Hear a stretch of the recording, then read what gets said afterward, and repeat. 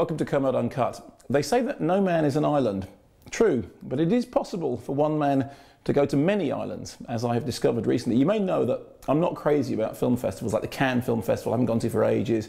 I don't do Venice, Berlin, Toronto. I'm just not really a festival guy. I don't like crowds very much, and I generally like to see movies and preview screenings that are quiet. However, for the last 8 years, I've been involved in the Screenplay Film Festival in Shetland. I've just come back from Shetland just this afternoon.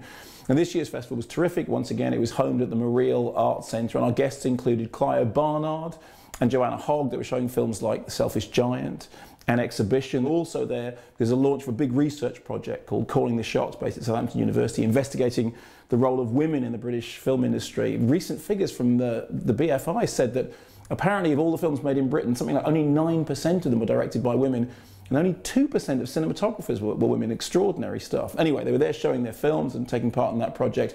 Another highlight of the Screenplay Festival was Griff Rhys was there with his movie American Interior, which is this extraordinary sort of poetic musical following the footsteps of John Evans, who famously went in search of the lost Welsh tribe. And Brian Cox was there as well. We showed Believe, a sort of family film he made quite recently, and of course Manhunter. And Brian Cox did a wonderful Q&A in which he discussed the differences between his own version of Hannibal Lecter and the perhaps more famous, although in my opinion inferior version, as authored by Sir Anthony Hopkins. He was saying the key difference was that Anthony Hopkins' Hannibal Lecter was very theatrical, was very much sort of like a big theatrical performance. The key thing with his Lecter was the first time you meet him, his back is turned.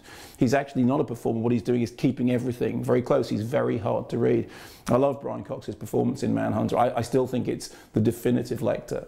Then I got on the plane, came back down here for some screenings in London, and then at the end of the week I'm going off to the Isle of Man for the Isle of Man Film Festival, and things that are going on there include Amarasanti is there to do a Q&A with a screening of Belle. As you'll know if you saw my rundown of my favourite films of the year so far, Belle was in there at number 2, just sneaked off the top position by Frank. I really like Belle. A lot of people don't think of it as being an Isle of Man film, but it is a Manx production, an extraordinary piece of work, and she's going to be talking about that. I'm going to be there with the Dodge Brothers accompanying a silent movie at the Gaiety Theatre. Now you may have heard me talk about the Gaiety before, because that film Me and Orson Welles with Zac Efron, directed by Richard Linklater, was shot in the Gaiety Theatre. It's an extraordinary building, one of the very few theatres in the world still to have a Corsican trap. And we're going to be celebrating films that were made in the Isle of Man, short films, just as up in Shetland we did Homemade in Shetland, which is always the best part of the festival.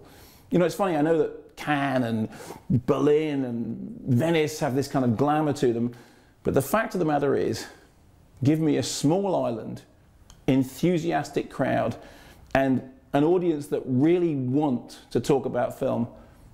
That's my idea of heaven.